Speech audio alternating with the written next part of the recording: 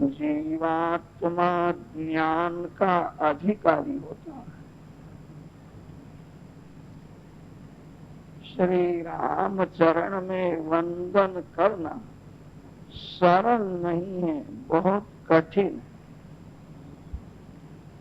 हाथ से के मस्तक से वंदन करना कठिन नहीं है, और हृदय से वंदन करना बड़ा कठिन है। वंदन हृदय का भाव, जब हृदय नमता है तब मालिक को दया आती। अंदर अभिमान भरा हुआ है, अंदर अनेक वासनाएं भरी हुई है, इसीलिए मानव का हृदय पत्थर के जैसा कठिन होता है।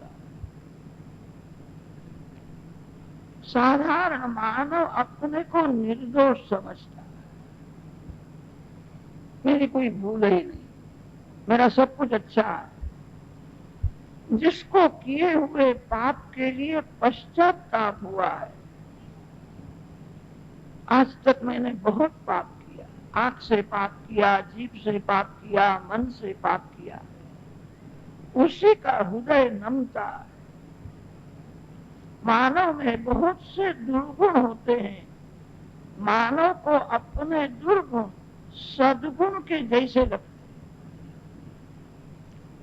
मानव को दूसरे की भूल जल्दी दिखती है, अपनी भूल नहीं दिखती। मैं सयाना हूं, मेरी कोई भूल ही नहीं है, मेरा सब कुछ अच्छा है।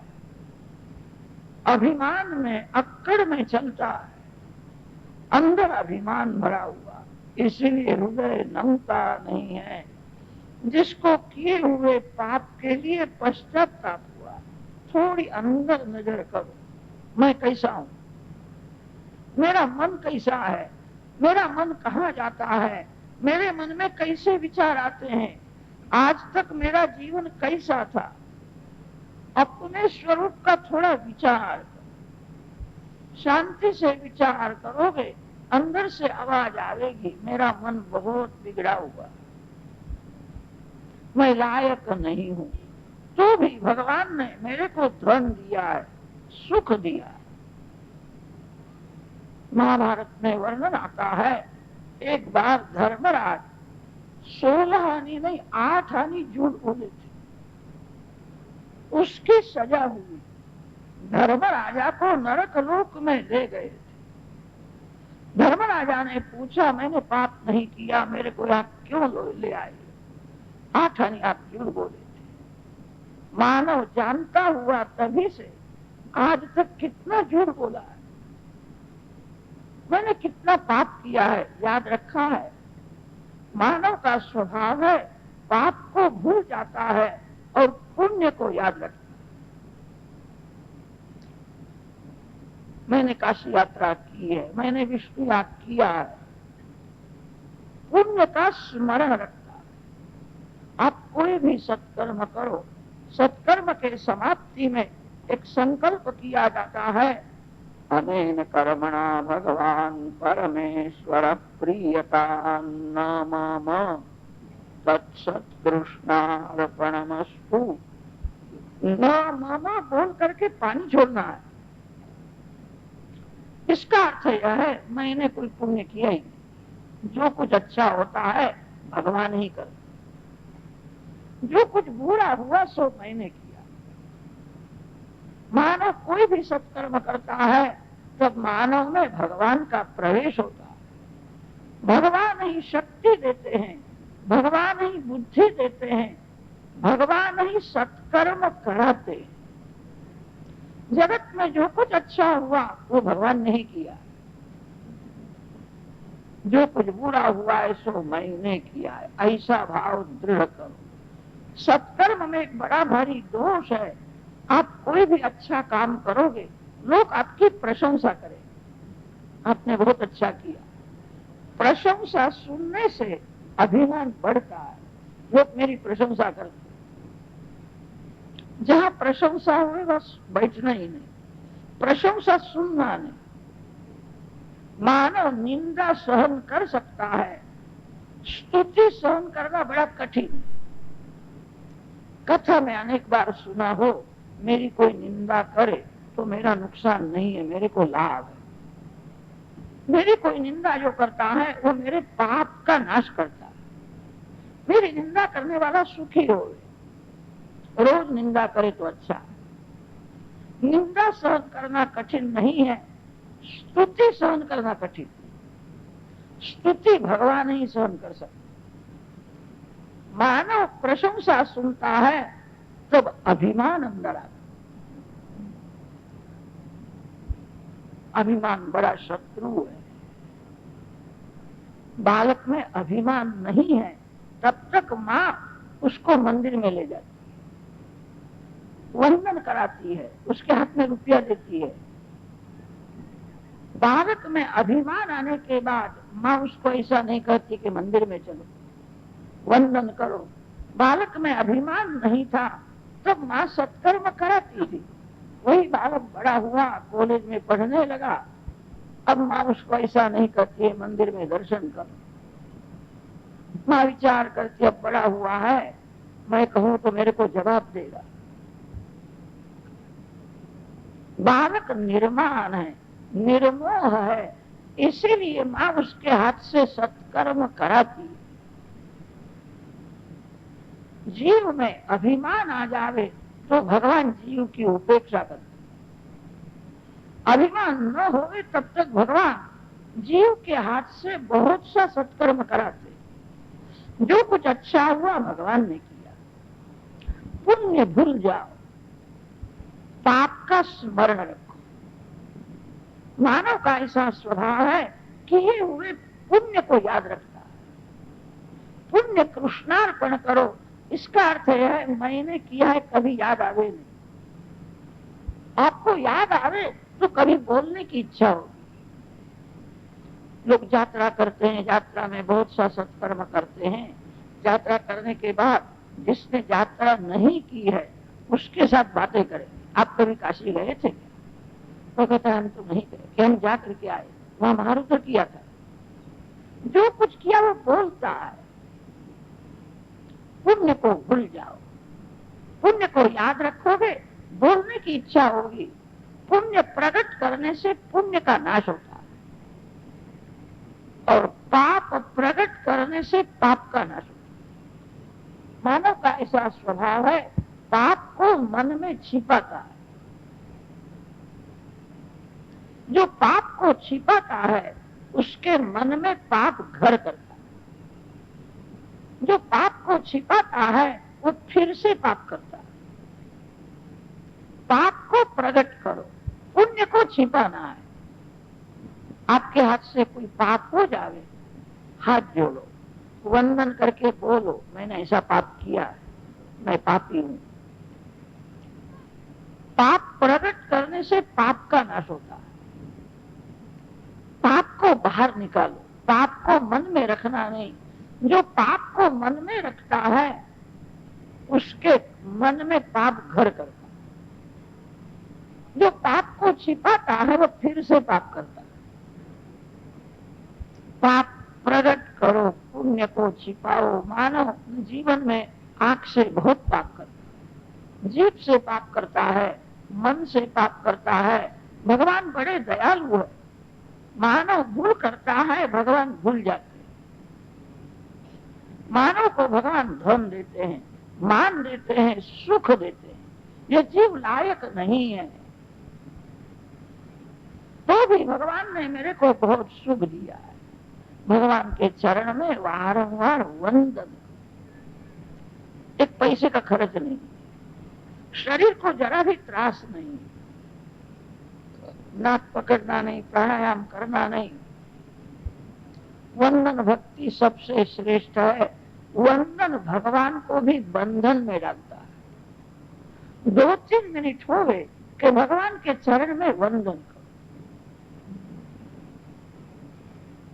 दर्शन के बाद वंदन होता है। जिसको भगवान का दर्शन नहीं होता वो किसको वंदन करता है? मन से दर्शन करो।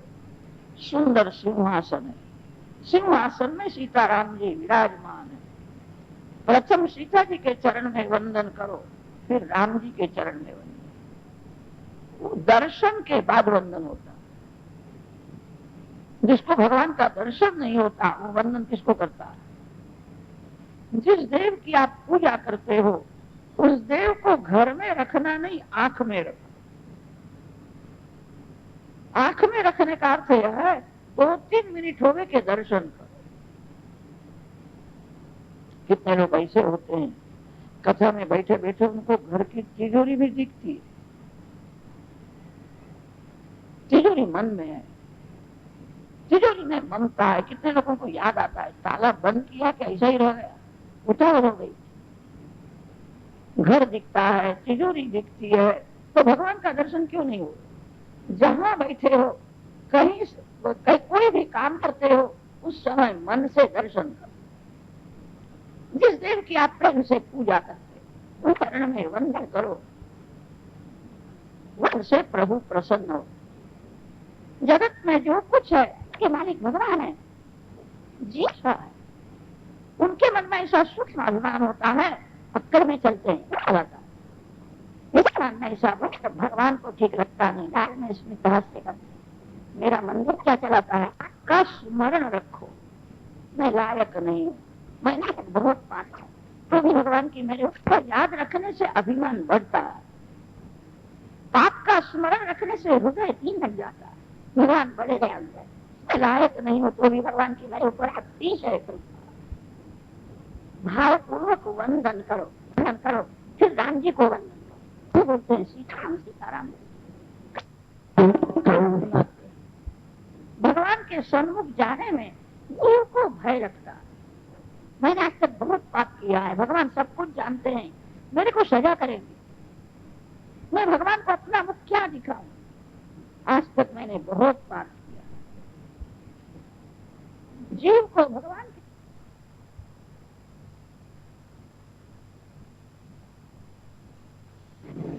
मन का दर्पण आंख है, आंख देखने से खबर पड़ जाती है मन कैसा है, मन कहाँ फंसा है। आंख में लालाश दिखती है, समझना है क्रोध में। आंख में पीलाश आवे, समझना है इस समय इसका मन लोभ में, लोभ पीला है। काम वासना जागृत होती है तो आंख में कालाश आ जाती, काम काला है। ये सब मन में ही रखना हो, किसी को कहना नहीं तेरी आंख ऐसे दिखती है तो ऐसा है। जगत को पहचानो, जगत का वर्णन न करो। युद्ध कांड में कथा आती है, राम राक्षसों को मारते हैं, तब राम जी की आंख लाल हो गई, राम क्रोध में है। राम जी को क्रोध आता है, माता जी को जीवन में कभी क्रोध आया ही नहीं। क्रोध क्या होता है श्री सीता माँ जानती ही नहीं है। श्री सीता माता को सभी की दया ही आती, कैसा भी जीव हो। भगवान क्रोध करते हैं, भगवान क्रोध कब करते हैं, भगवान कृपा करके मानव को संपत्ति देते हैं, घर में सभी अनुकूलता कर देते हैं, इसलिए संपत्ति देते हैं। ये ज्यादा भक्ति करेगा, ये ज्यादा परोपकार करेगा, मेरे अनेक बालकों को सुख देगा, इसलिए भगवान संपत्ति देते हैं, अनुकूलता कर देते। ये जीव ऐसा दुष्ट है, घर में सभी अनुकूलता होवे तो ज्यादा भक्ति नहीं करता है, अति सुख भोगता है। अनुकूलता में संपत्ति में वासना बढ़ती है, अभिमान बढ़ता है। जीव जब मर्यादा छोड़ करके अति सुख भोगता है तो भगवान को क्रोध आता है। अब दया नहीं करूंगा, सजा करूंगा। कभी कभी भगवान सजा भी करते हैं,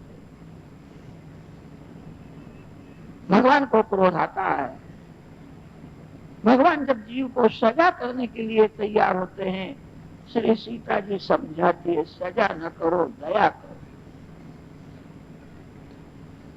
भगवान आवेश में बोलते हैं दुष्ट है, आज तक बहुत दया की, ये दया करने लायक नहीं है, अब सजा करूं।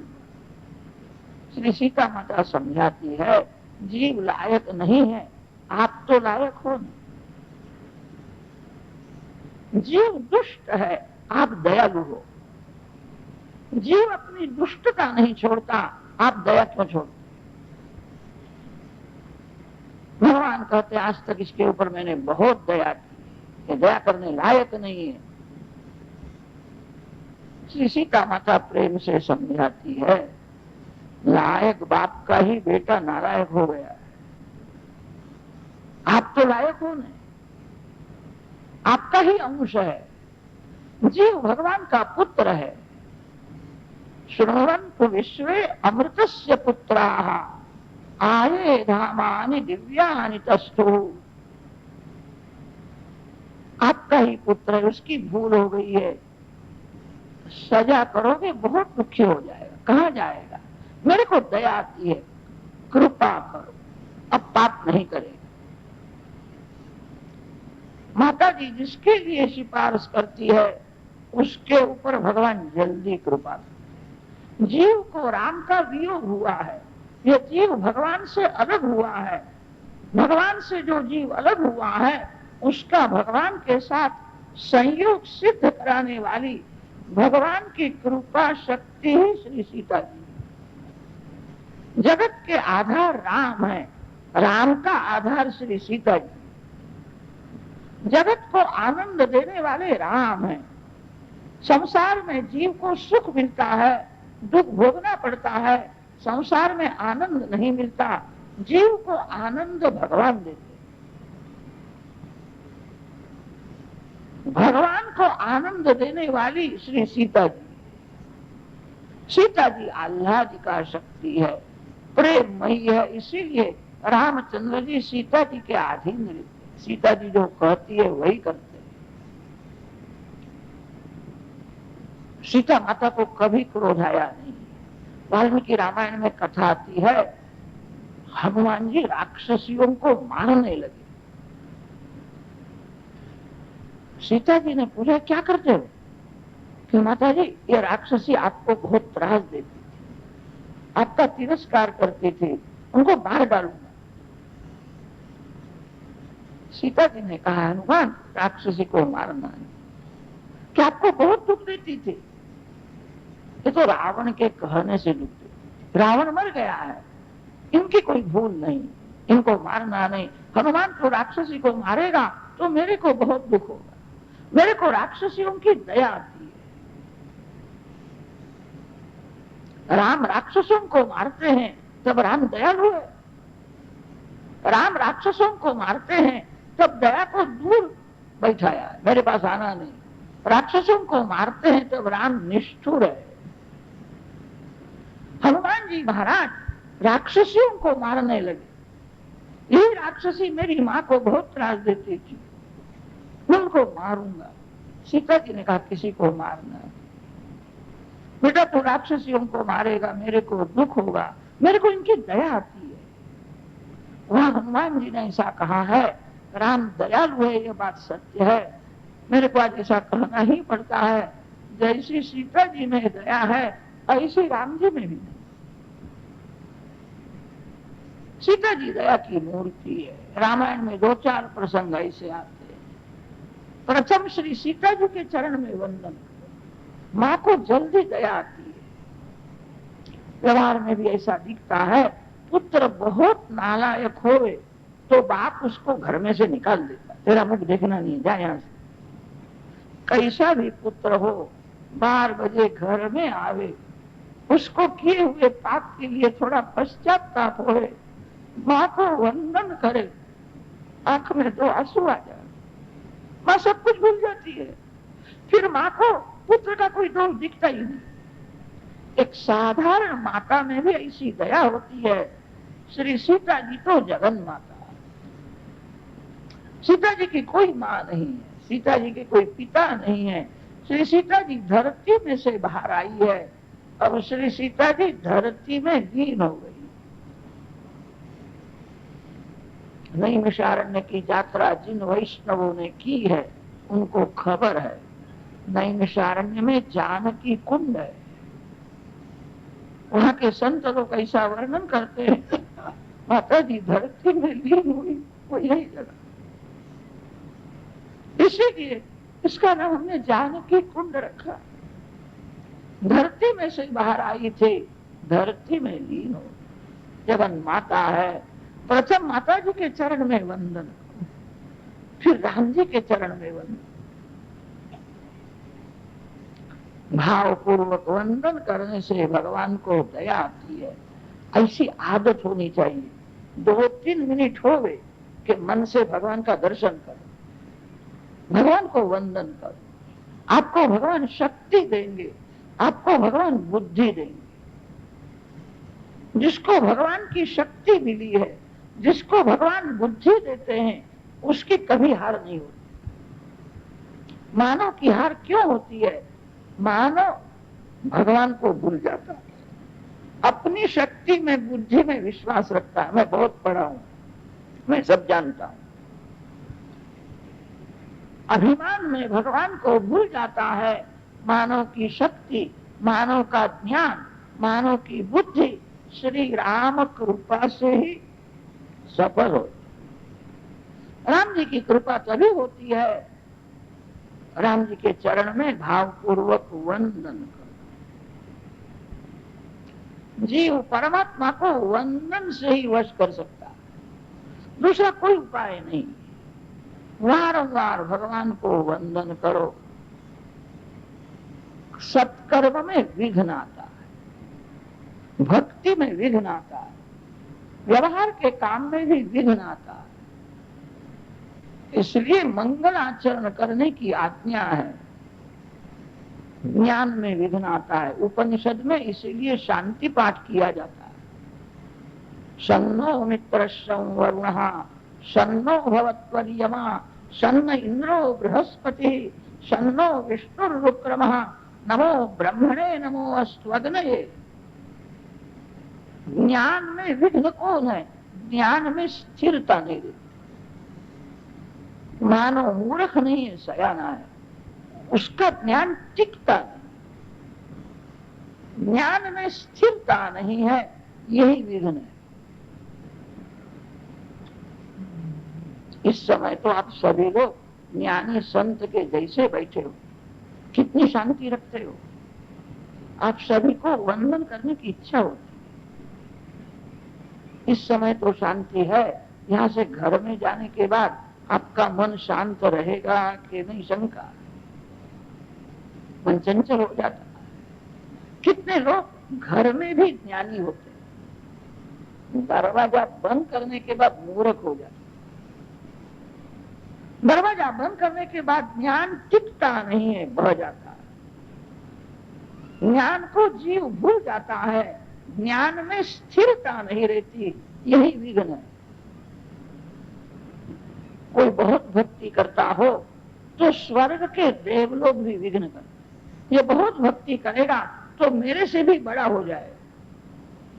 इसीलिए मंगल आचरण करने की आज्ञा है। मैं सभी देवों को वंदन करता हूं। मेरा ज्ञान कभी मैं भूलूं नहीं, ज्ञान में स्थिरता रहे, मैं सर्वकाल भक्ति करूं, मेरा मन कभी बिगड़े नहीं। मंगलमय परमात्मा श्री राम है। मंगलाचरण में राम जी के चरण में वंदन किया है। संसार अमंगल है, राम मंगलमय है। ऋषियों ने संसार को अमंगल कहा है, इसका यही कारण है। संसार में जहां देखो वहां काम का ही राज दिखता है। सभी जीव कामाधीन होकर के प्रवृत्ति करते रहते। ऋषियों ने काम को अमंगल कहा। काम सभी को धोखा देता है, काम सभी का शत्रु है, काम किसी का भी मित्र नहीं। काम किसी स्त्री को सुख नहीं देता, काम किसी पुरुष को सुख नहीं देता। काम तन को बिगाड़ता है, काम शक्ति का विनाश करता है। काम मन को बिगाड़ता है, काम मरण को बिगाड़ता है। काम शत्रु होने पर भी ऐसा धोखा देता है, मैं तेरा मित्र हूं, मैं तेरे को बहुत सुख देता हूं। काम किसी को सुख नहीं देता, काम सभी को दुख देने वाला, काम सभी का शत्रु है। शत्रु होने पर भी वो मित्र के जैसा लगता है। जही शत्रु महाबाहो काम रूपम दुरासदा। संसार काममय है, काम ही संसार है। काम नहीं है तो संसार भी नहीं। काम का विनाश होवे तो संसार की समाप्ति हो जाती है। सभी जीव वासना के अधीन है। वासना मदिरा है। मदिरा पान करता है, उसकी बुद्धि बिगड़ती है। वासना ऐसी मदिरा है, उसको याद करे तो बुद्धि बिगड़ जाती है। मदिरा का स्मरण करने से बुद्धि नहीं बिगड़ती, मदिरा पान करे तो बुद्धि बिगड़ती। वासना ऐसी मदिरा है, उसको याद करने से बुद्धि बिगड़ जाती।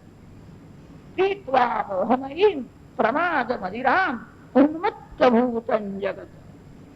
ऋषियों ने इसीलिए संसार को अमंगल कहा है।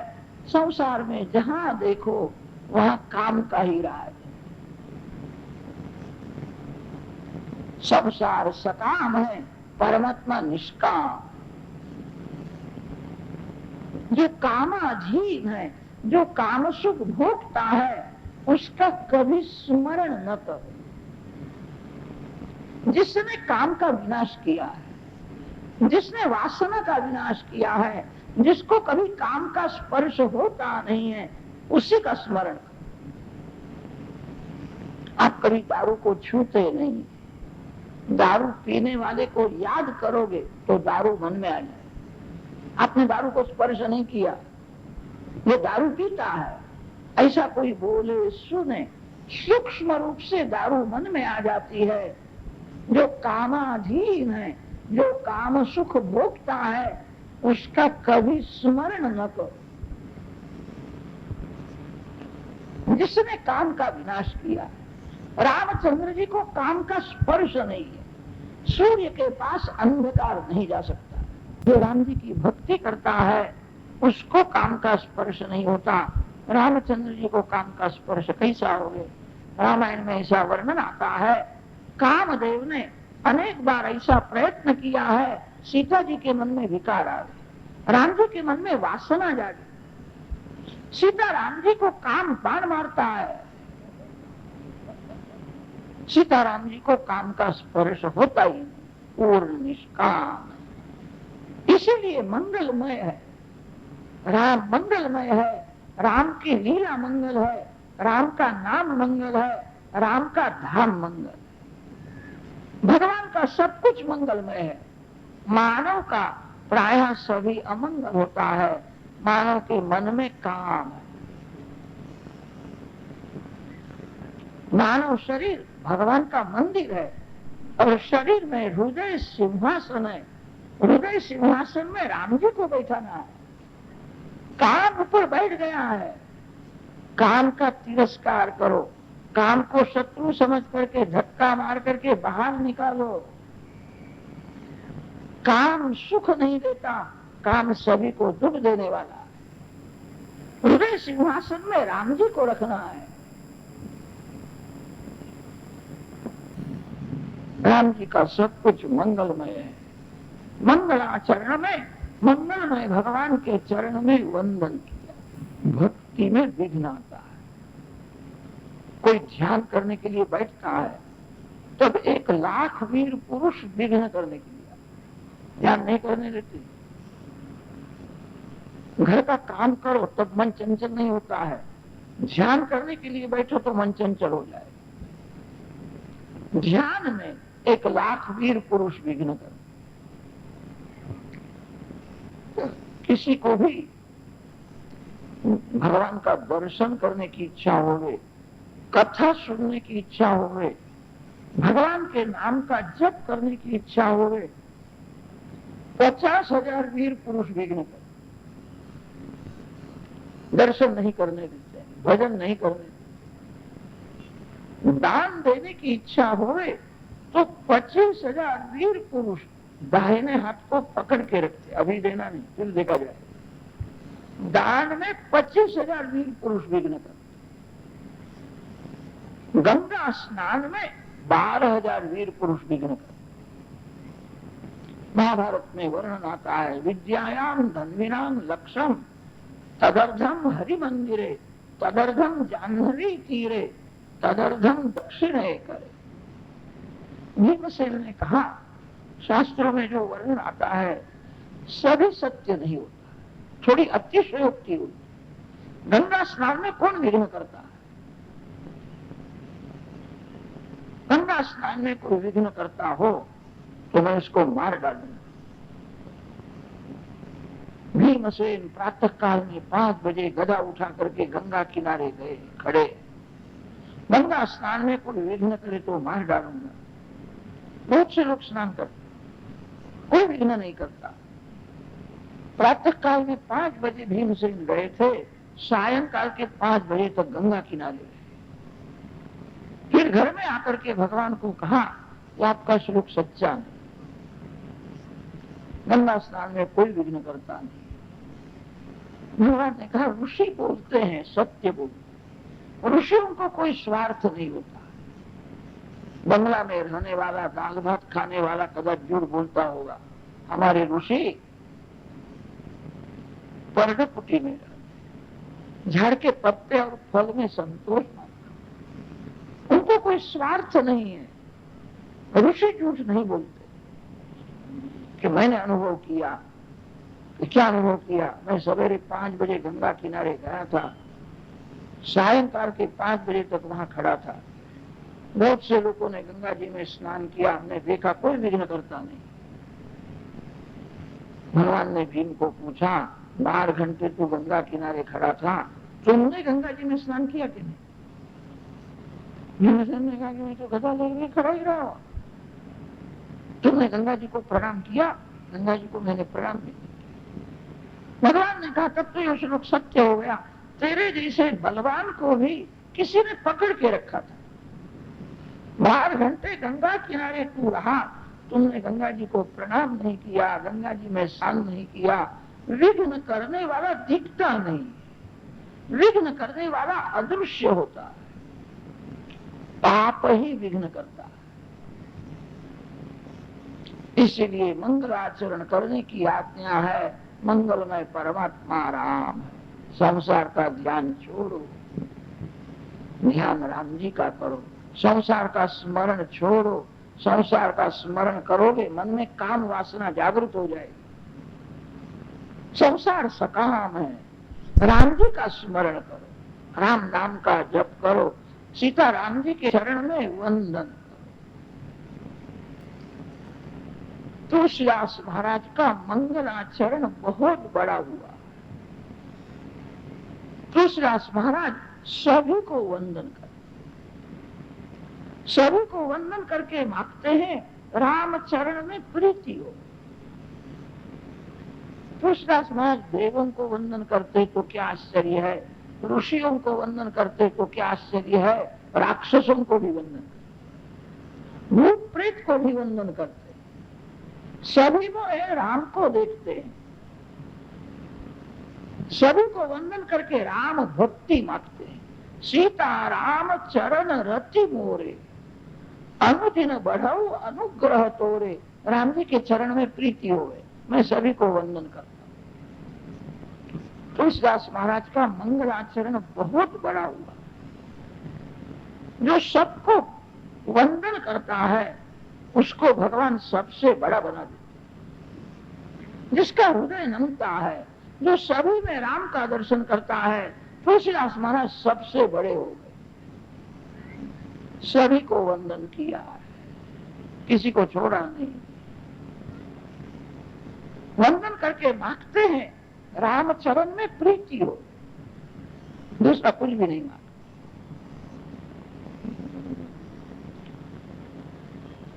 पंच देवों को प्रणाम किया।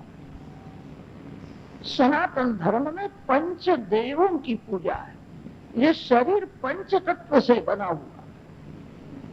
पंच तत्व के 5 मालिक देव होते हैं, पृथ्वी जल तेज वायु आकाश। पंच तत्व से शरीर की उत्पत्ति हुई है।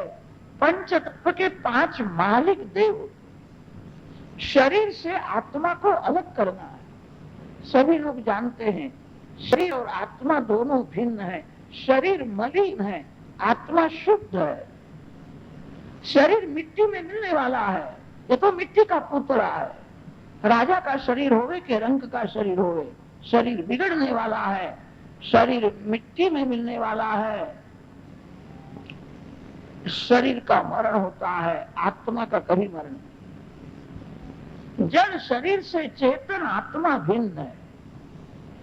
दोनों भिन्न तो है, भिन्न होने पर भी एक रूप हो गए। नारियल के अंदर नरेली होती है, नरेली के अंदर कोपरा होता है। रस नरेली में नहीं है, रस कोपरे में है।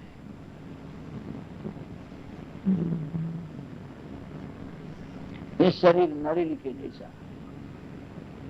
शरीर में रस नहीं है। शरीर का सुख मेरा सुख नहीं है।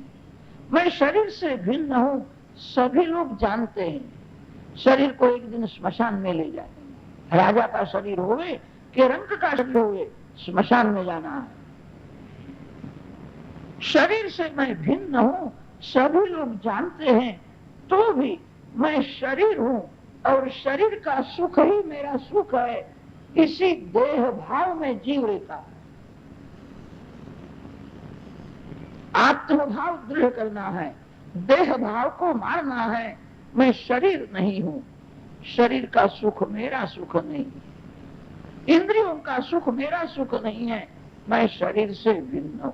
नारियल में जब तक पानी है तब तक नरेली कोपरे को नहीं छोड़ती है।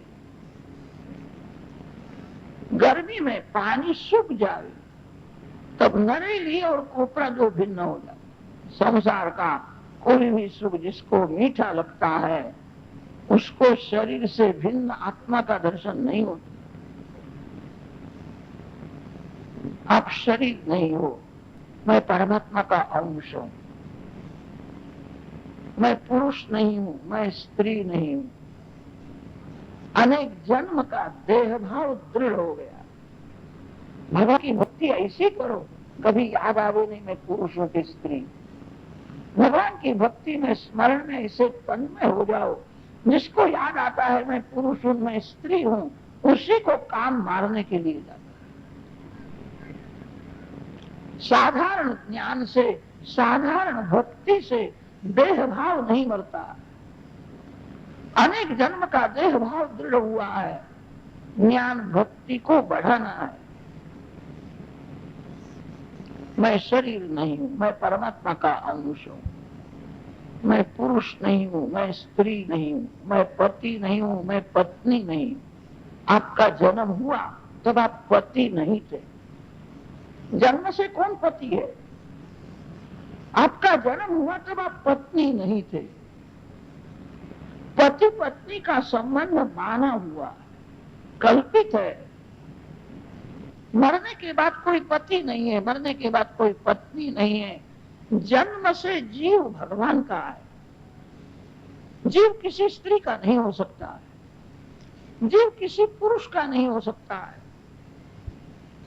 जन्म से जीव भगवान का है और मरने के बाद भी जीव भगवान का ही रहता है। पति पत्नी का भाव मन से माना हुआ, कल्पित है। जीव जगत का नहीं है, जीव तो ईश्वर का अंश है।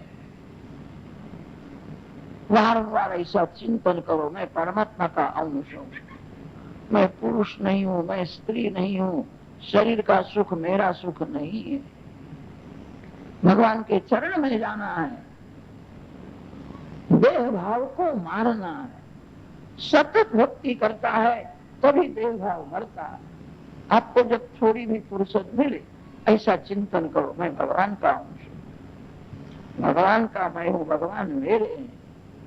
मैं भगवान से अलग हो गया तभी से दुखी हूं। भगवान के चरण में जाना है,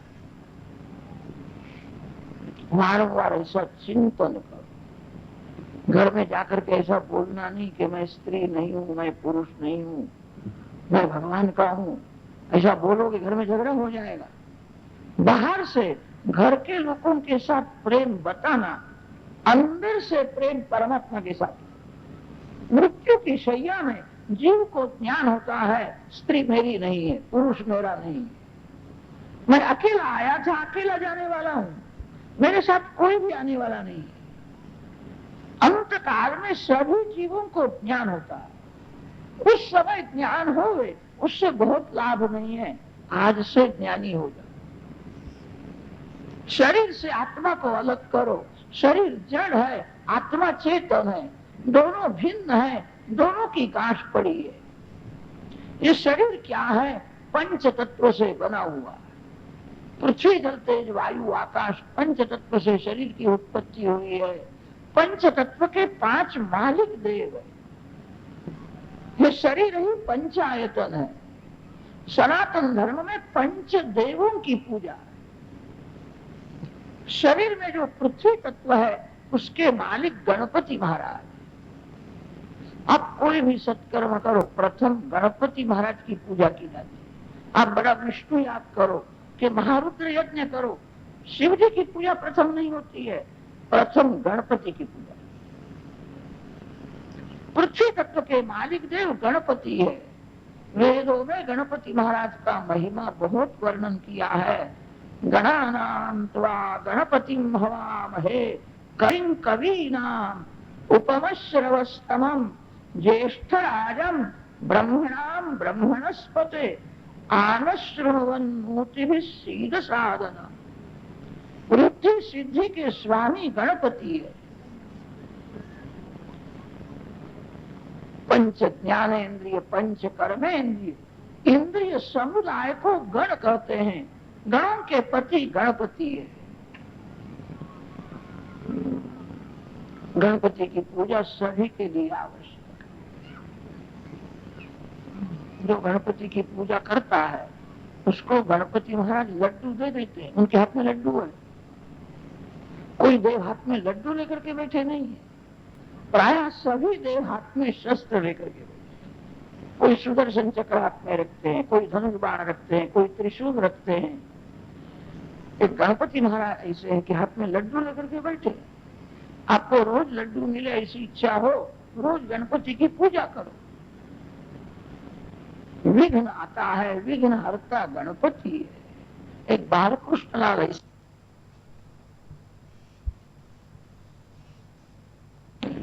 कदाच बिगड़े तो जल्दी सूर्यनारायण सुधार देते। सूर्यनारायण बाहर आवे तब हाथ जोड़ करके खड़े हो। सूर्य मंडल में, तेजो में मंडल में अपने इष्ट देव का दर्शन करो। आपके इष्ट देव राम होवे तो तेजो में मंडल में राम है, ऐसी भावना करो। आपके इष्ट देव शंकर भगवान होवे तो तेजो में मंडल में शिव जी विराजमान है। तेजोमय मंडल के साथ इष्ट देव का ध्यान। सूर्य किरणों में अनेक रोग का नाश करने की शक्ति है। सूर्य नारायण जब बाहर आते हैं, सूर्योदय के समय में दूसरा कोई काम न करो, हाथ जोड़ करके खड़े रहो। 15 मिनट 20 मिनट किसी महामंत्र का जप करो। सूर्य किरण जिसके ऊपर पड़ते रोग के परमाणु बढ़ जाते, बुद्धि शुद्ध होती है। शास्त्रों में ऐसा लिखा है, सूर्य नारायण की भक्ति करने वाला कभी गरीब नहीं होता, कभी भीख मांगने का प्रसंग नहीं आता। जो सूर्य नारायण की भक्ति करता है वो कभी दरिद्री नहीं होगा। आदित्यस्य नमस्कारम ये कुर्वन्ति दिने दिने जन्मांतर सहस्रेषु दारिद्र्यं नोपजायते। महाभारत के वन पर्व में कथा आई है। पांडवों की हार हो गई, पांडव द्रौपदी के साथ वन में जाने लगे। बड़े बड़े ऋषि, हजारों ब्राह्मण पांडवों के आगे पीछे चलते। पांडव सभी को हाथ जोड़े, अब मैं गरीब हो गया, आपकी सेवा करने का मेरे पास कुछ भी धन नहीं, क्षमा करो, मेरे साथ आना नहीं।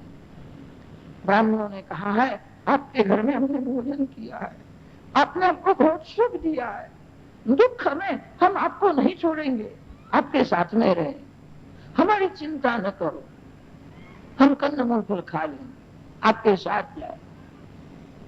हजारों ब्राह्मण आगे पीछे चलते हैं। द्रौपदी सभी को हाथ जोड़ती है, मैं अभागी, आपकी सेवा नहीं कर सकती। ब्राह्मण द्रौपदी को आशीर्वाद देते, तो बड़ी भाग्यशाली। दुर्योधन 1000 बार हमको बुलावे तो भी उसके सामने देखने की हमको फुर्सत नहीं। दुर्योधन बुलावे तो भी उसके घर का पानी पीने की इच्छा नहीं है, तो बड़ी भाग्यशाली। संसार में सुख दुख के प्रसंग आते हैं, बादल आता है बादल जाता है, तो बड़ी भाग्यशाली, हम तेरे साथ में रहे। दुर्योधन हमको 1000 बार निमंत्रण देवे तो भी उसके घर में जाने को हम तैयार नहीं। पांडव उनके साथ में हजारों ब्राह्मण गए। धर्मराजा को चिंता होती है, इनका सबका पोषण कैसा करें। सूर्य नारायण की स्तुति की है। द्रौपदी सूर्य नारायण का ध्यान करती है। सूर्य नारायण ने द्रौपदी को अक्षय पात्र दिया और आज्ञा की है संकल्प के अनुसार अन्न निकलेगा। द्रौपदी सभी को हाथ जोड़ करके कहती है, आपको क्या खाने की इच्छा है? जो मांगे सो अन्न दे।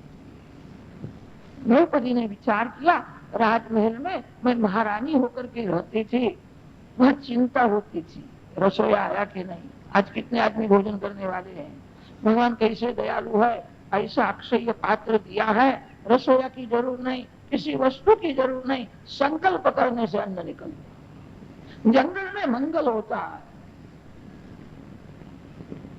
सूर्य नारायण की भक्ति करने वाला कभी गरीब नहीं होता। जो मांगे सो अन्न देते। तेजस तत्व के मालिक देव सूर्य नारायण है। सूर्य उदय होने से प्रथम स्नान करो, सूर्य नारायण को अर्घ्यदान करो। सूर्य नारायण बाहर आते हैं तब हाथ जोड़ करके खड़े रहो। ज्यादा नहीं तो सूर्य नारायण को 12 साष्टांग नमस्कार करो।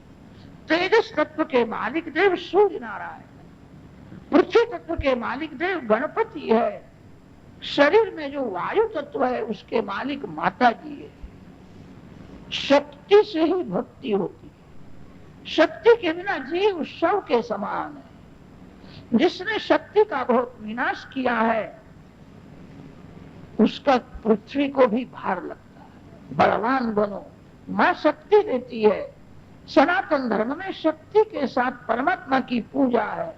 सीता जी रावण की लंका में विराजमान है। रामचंद्र जी को सीता जी का वियोग हुआ, सीता वियोगी, राम की पूजा नहीं होती है। राम जब रावण को मारते हैं सीता जी के साथ सुवर्ण सिंहासन में विराजते हैं। शक्ति की पूजा है। शक्ति की भक्ति करो। शक्ति के आधार से जगत है। महाकाली, महालक्ष्मी और महासरस्वती। महाकाली क्रिया शक्ति है, महालक्ष्मी द्रव्य शक्ति है और महासरस्वती ज्ञान शक्ति। द्रव्य शक्ति, ज्ञान शक्ति और क्रिया शक्ति के आधार से जगत है। जो शक्ति की पूजा नहीं करता वो शव के जैसा होता। माँ की पूजा करो। सभी के लिए माँ की पूजा अति आवश्यक है। माँ को दया जल्दी आती है। वायु तत्व के मालिक देव माता जी है। शरीर में जो आकाश तत्व है, आकाश तत्व के मालिक देव विष्णु भगवान है। विष्णु भगवान का श्रीअंग आकाश के जैसा नीला वर्ण का है। विष्णु भगवान भोग और मोक्ष देते हैं। जो भगवान नारायण की भक्ति करता है उसको भगवान संपत्ति देते हैं, सुख देते हैं। सुख में जो अतिशय भक्ति करता है उसके मन को भगवान खींच लेते। संसार का सुख भोगने से किसको शांति मिली है? भगवान जिसके मन को खींच लेते हैं उसी का मन संसार में से हट जाता है। भोग और मोक्ष नारायण देते हैं। आकाश तत्व के मालिक देव नारायण। शरीर में जो जल तत्व है, जल तत्व के मालिक देव भगवान शंकर। शिव जी के मस्तक में गंगा जी है। गंगा जी ज्ञान स्वरूप है। शिव जी महाराज श्रीअंग में भस्म लगाते हैं। भस्म वैराग्य का प्रतीक है। शंकर भगवान जगत को समझाते हैं जिसका भस्म होने वाला है उसके पीछे क्या पड़ते हो? संसार का विनाश होने वाला है। अविनाशी मेरे राम है। जिसका नाश होने वाला है उसके पीछे मत पड़ो। ये सब भस्म है। भस्मांतम शरीरम। शिव जी महाराज स्मशान में विराजते। स्मशान ज्ञान भूमि है। स्मशाने क्रीड़ा स्मरहर पिशाचा सहचरा चिता भस्मालेपः स्रवपि नृकरोति परिकरः अमंगल्यं शीलम्। तव भवतु नामैवमखिलम् तथापि स्मर्तॄणां वरद परमं मंगलमसि। स्मशान ज्ञान भूमि। स्मशान में जाने पर बुद्धि में ज्ञान प्रकट होता है। अग्नि संस्कार देखता है तब हृदय थोड़ा पिघलता है, मेरे शरीर की यही दशा होने वाली। शरीर को सुख देने के लिए मानव पाप करता है, अंत में शरीर बिगड़ जाता है, शरीर छोड़ना ही पड़ता है, यह भस्म है। शिवजी महाराज जगत को वैराग का उपदेश देते हैं। ज्ञान स्वरूप शिव है। आपको ज्ञानी होना हो तो स्मशान में रहने की जरूरत नहीं है। 24 घंटे में 2-4 बार स्मशान को याद करो। शरीर को सुख देने के लिए मैं बहुत पाप करता हूं, शरीर स्मशान में जाए। स्मशान को भूलना नहीं। राजा का शरीर होवे के रंग का शरीर होवे, घर में कोई रखने वाला नहीं। शरीर में से प्राण निकलने के बाद लोग उतावल करते हैं, जल्दी बाहर निकालो नहीं तो वजन बढ़ जाएगा। शरीर को घर में रखने के लिए कोई तैयार नहीं, ये तो स्मशान में जाने वाला है।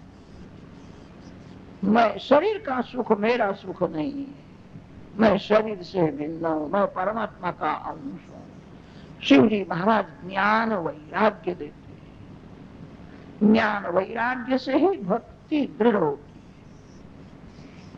मानव दुख में भक्ति करता है, अति सुख में भगवान को भूल जाता। दुख में भक्ति करने वाले बहुत है, सुख में भक्ति करने वाले बहुत कम है। संसार में बहुत सुख मिले, राजी होना नहीं। संसार का सभी सुख क्षणिक है, 2-4 मिनट से ज्यादा टिकता नहीं है। संसार का सभी सुख दुख को लेकर के ही आता है। ज्ञान वैराग्य भगवान शंकर देते हैं। ज्ञान वैराग्य से ही भक्ति दृढ़ होती है। ज्ञान वैराग्य बिना भक्ति रोती है। वैराग्य से ही शांति मिलती है। कितने लोग तो ऐसे हो गए, घंटा 2 घंटा लाइट जा गई तो हृदय को बहुत जलाते। लाइट गई, अरे लाइट तो गई, तू तो गया नहीं। लाइट को जाने दे, आत्मा विनाशी है। भगवान का स्मरण करो, राम नाम का जप करो। जिसका नाश होने वाला है उसके पीछे क्या पड़ते हो? अविनाशी परमात्मा है। ज्ञान वैराग्य तो शंकर भगवान देते हैं। जगत के मालिक शंकर भगवान है। काशी में विश्वनाथ विराजमान।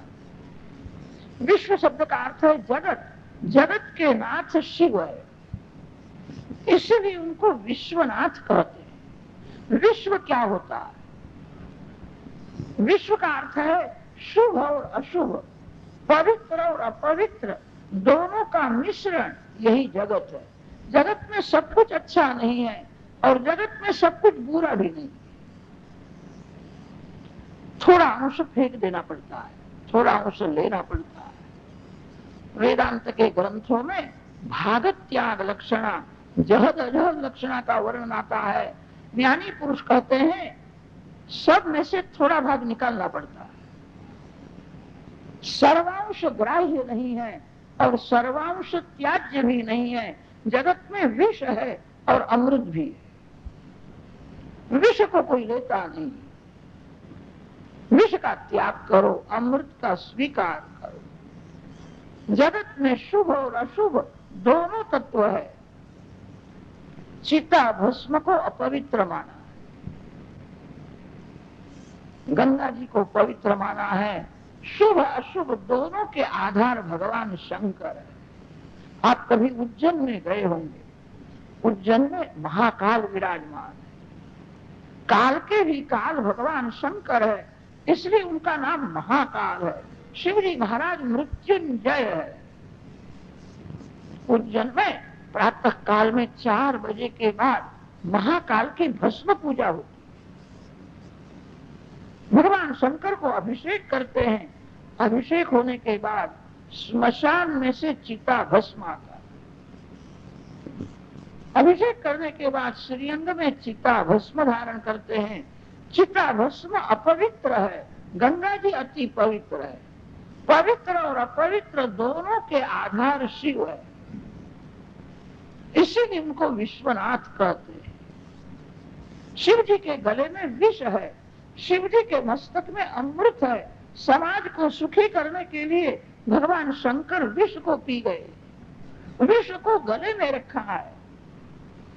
विष और अमृत दोनों के आधार शिव है। जगत के मालिक भगवान शंकर ही हो सकते। शिव जी के दरबार में देव आते हैं, शिव जी के दरबार में ऋषि आते हैं, शिव जी के दरबार में राक्षस आते हैं। शंकर भगवान के दरबार में भूत और प्रेत भी आते हैं।